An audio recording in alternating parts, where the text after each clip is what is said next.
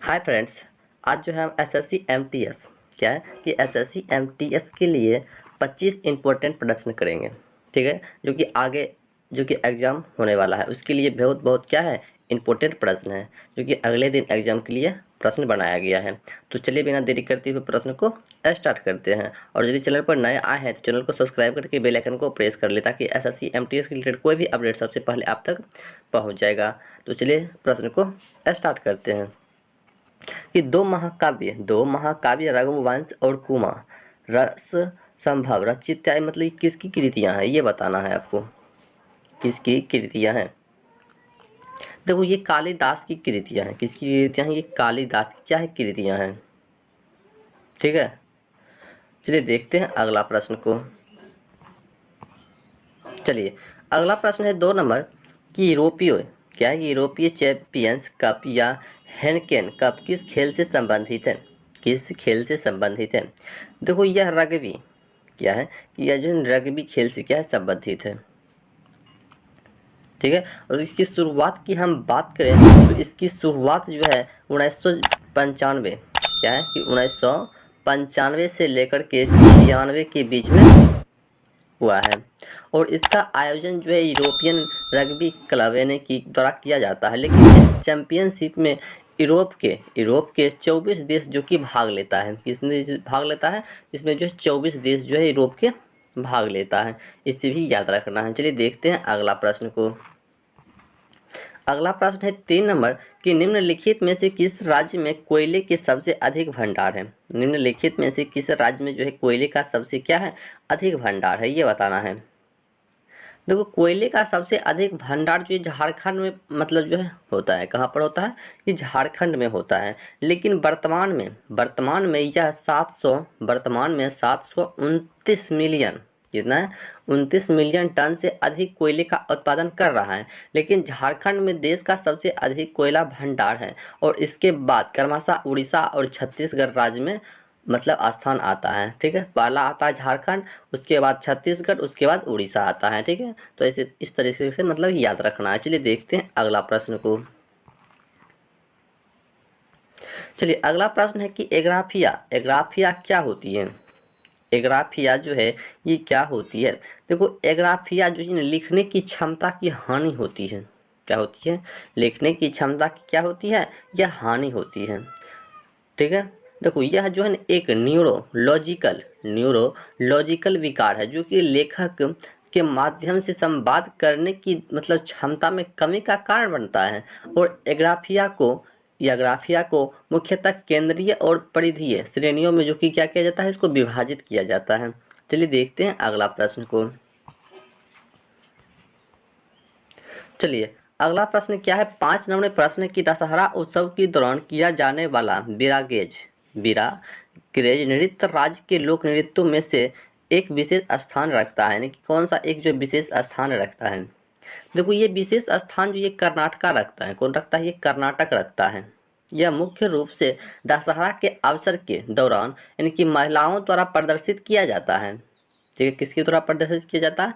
तो ये जो महिलाओं के द्वारा जो है प्रदर्शित किया जाता है। चलिए देखते हैं अगला प्रश्न को। चलिए अगला प्रश्न है 6 नंबर की भारतीय सम्राट हर्ष की जीवनी हर्षचरित्र वर्ष के कार्य लिखी थी। किसने लिखा था? देखो, ये बाण भट्ट ने लिखा था। किसने लिखा था? ये जो बाण भट्ट ने जो कि लिखा था।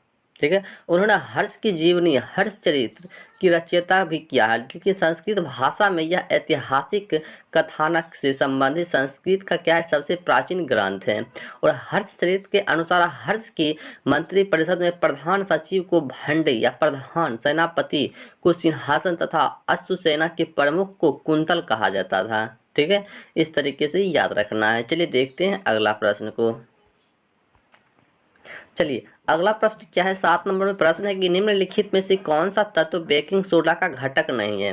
निम्नलिखित में से कौन सा तत्व है जो कि क्या है बेकिंग सोडा का क्या है घटक नहीं है?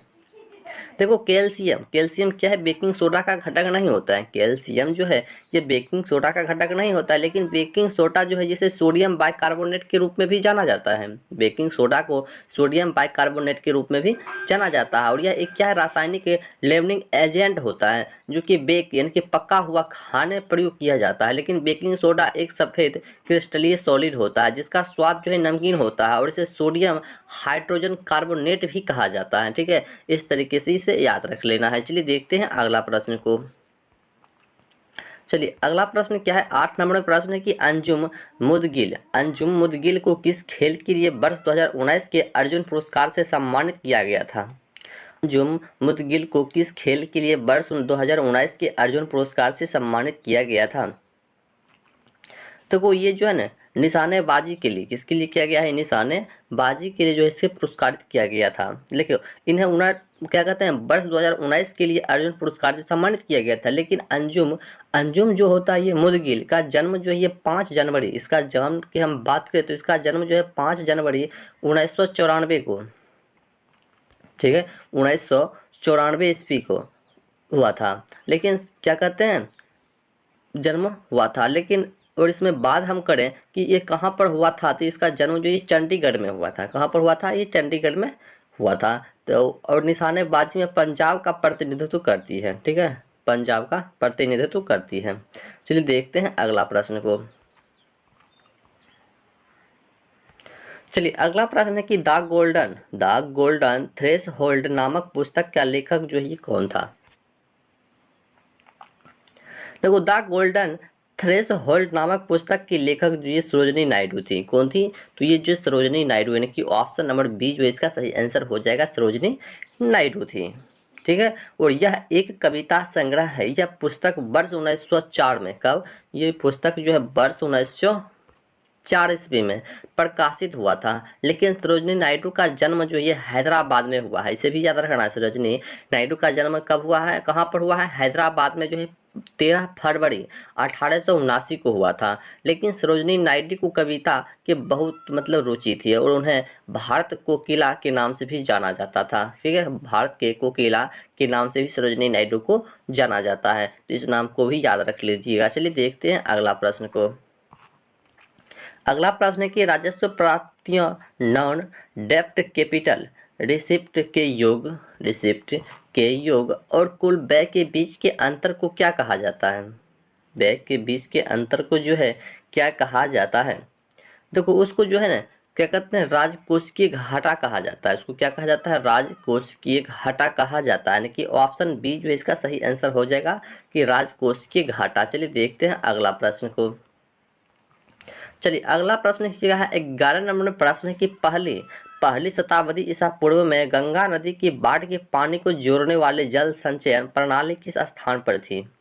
पहली शताब्दी ईसा पूर्व में गंगा नदी की बाढ़ के पानी को जोड़ने वाली जल संचयन प्रणाली किस स्थान पर थी।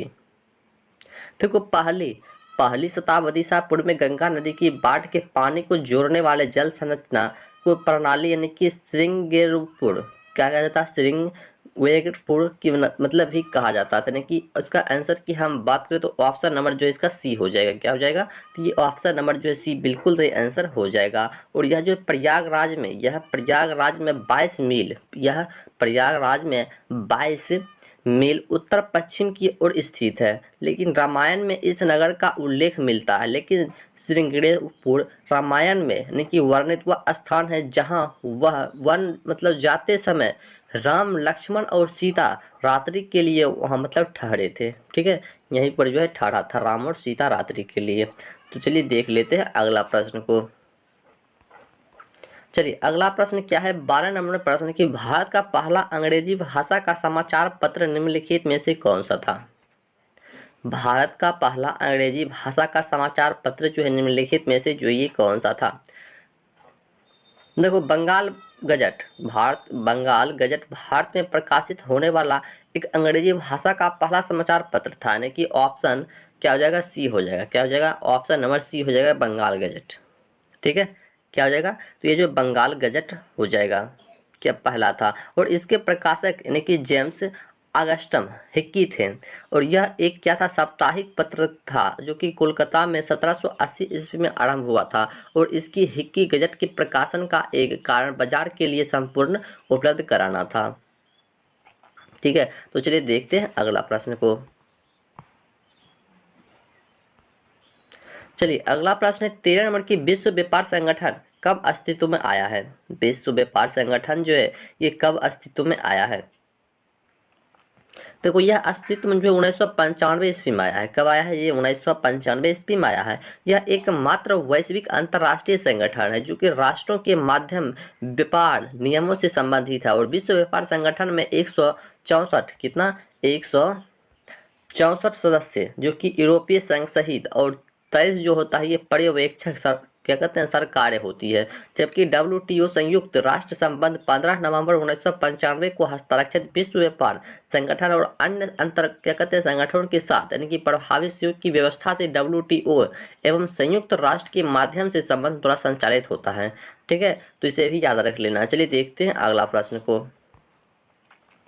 चलिए अगला प्रश्न क्या है, 14 नंबर प्रश्न है कि 1885 ईस्वी में हैजा का टीका में से किसने विकसित किया था? 1885 ईस्वी में हैजा का टीका जो है ये निम्नलिखित में से जो है किसने विकसित किया था? देखो 1885 ईस्वी में हैजा का टीका जेमे फेरान द्वारा विकसित किया गया था। किसके द्वारा किया गया था? ये जेमी फेरान के द्वारा किया गया था, विकसित किया गया था। यानी कि ऑप्शन नंबर सी हो जाएगा। कब किया गया था? 1885 ईस्वी में किया गया था।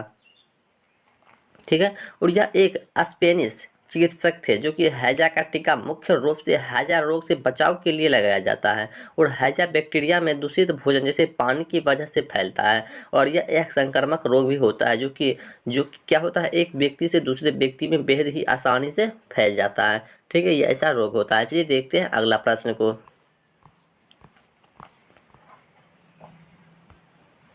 चलिए अगला प्रश्न है 15 नंबर की, भारतीय संविधान में राज्यसभा के सदस्यों के नामांकन की प्रक्रिया निम्नलिखित में से किस देश के संविधान से लिया गया है? निम्नलिखित में से किस संविधान से लिया गया है? देश के संविधान से लिया गया है। तो वो यह जो आयरलैंड के संविधान से लिया गया है। कहाँ से लिया गया है? ये आयरलैंड के संविधान से लिया गया है। इसका सही आंसर जो ऑप्शन नंबर सी हो जाएगा। चलिए देख लेते हैं अगला प्रश्न को। ठीक है, और इसमें हम अनुच्छेद टोटल अनुच्छेद की हम बात करें तो कितना था? 360 था। ठीक है, चलिए देखते हैं अगला प्रश्न को। चलिए अगला प्रश्न है 16 नंबर की, भारतीय संविधान के अनुच्छेद 360 में क्या प्रावधान है? 360 में जो है क्या प्रावधान किया गया है? देखो 360 भारतीय संविधान के अनुच्छेद 360 का संबंध जो ये वित्तीय आपातकाल से, किससे? ये जो वित्तीय आपातकाल से, यानी कि ऑप्शन नंबर ए हो जाएगा, वित्तीय आपातकाल से है।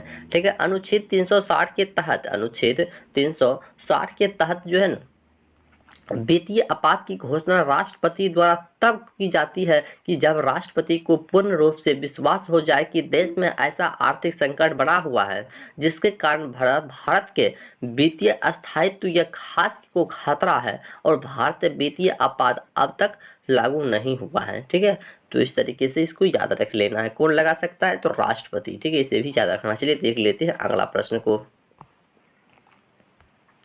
चलिए अगला प्रश्न है 17 नंबर की, 1864 ईस्वी में वैद्य समाज निम्नलिखित में से किस शहर में स्थापित किया गया था? 1864 ईस्वी में वैद्य समाज जो है ये निम्नलिखित में से किस शहर में जो है स्थापित किया गया था? वैद्य समाज। देखो वैद्य समाज की स्थापना केशव चंद्र सेन और के श्री घरलू नायडू ने 1864 ईस्वी में मद्रास यानी कि चेन्नई में किया था। यानी कि इसका सही आंसर जो है ऑप्शन नंबर सी हो जाएगा, मद्रास में। कहाँ पर किया था? तो ये जो है मद्रास में किया था। ठीक है, चलिए देखते हैं अगला प्रश्न को।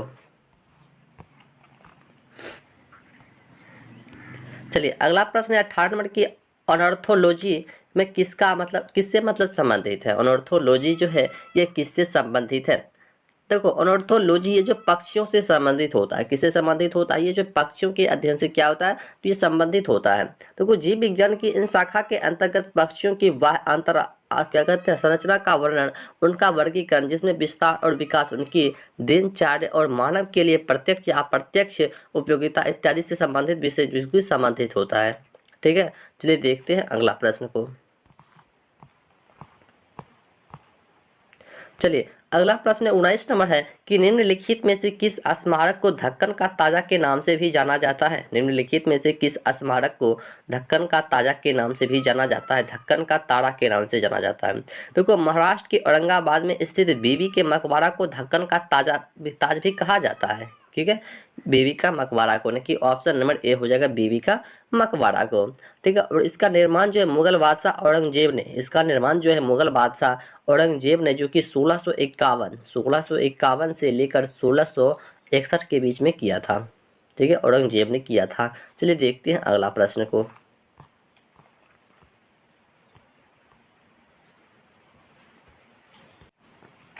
चलिए अगला प्रश्न है 20 नंबर कि यूएस के 40वें राष्ट्रपति रोनाल्ड रीगन ने वर्ष 1981 ईस्वी में अपने देश के इतिहास की सबसे बड़ी टैक्स कटौती पर हस्ताक्षर किया है। यह नीति किस आर्थिक सिद्धांत पर केंद्रित थी, बताइए।